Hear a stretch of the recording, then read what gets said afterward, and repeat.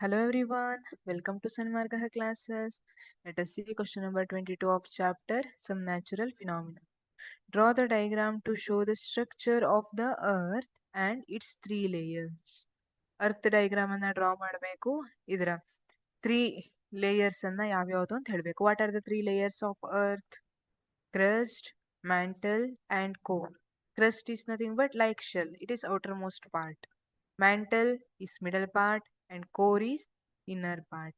ಅದರಲ್ಲಿ ಮತ್ತೆ core ಅಲ್ಲಿ ಇನ್ನರ್ ಕೋರ್ ಔಟರ್ ಕೋರ್ ಅಂತ ಎರಡು ಬರುತ್ತೆ. ಓಕೆ, ಒನ್ ಬೈ ಒನ್ ಅನ್ನ ನೋಡ್ತಾ ಹೋಗೋಣ. This is the diagram of structure of earth.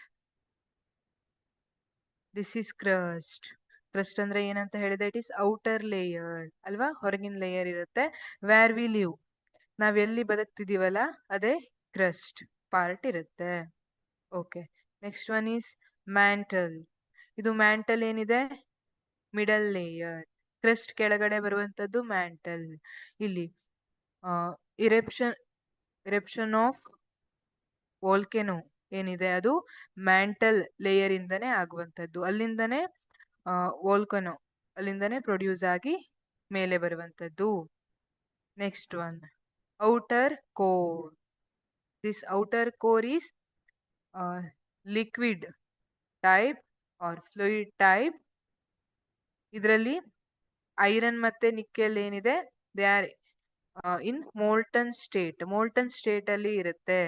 ಅರ್ತ್ಗೆ magnetic field ಇರುತ್ತೆ ಗೊತ್ತಾ? ನೀವು ಕಂಪಾಸ್ ಅನ್ನ ಇಟ್ಕೊಂಡಾಗ ಯಾವ ಕಡೆ ನಾರ್ತ್ ಯಾವ ಕಡೆ ಸೌತ್ ಅಂತ ತೋರಿಸುತ್ತೆ ಅರ್ತ್. ಅದು ಇದ್ರ ಮೂವ್ಮೆಂಟ್ ಮೇಲೆ ಡಿಪೆಂಡ್ ಆಗಿರುತ್ತೆ.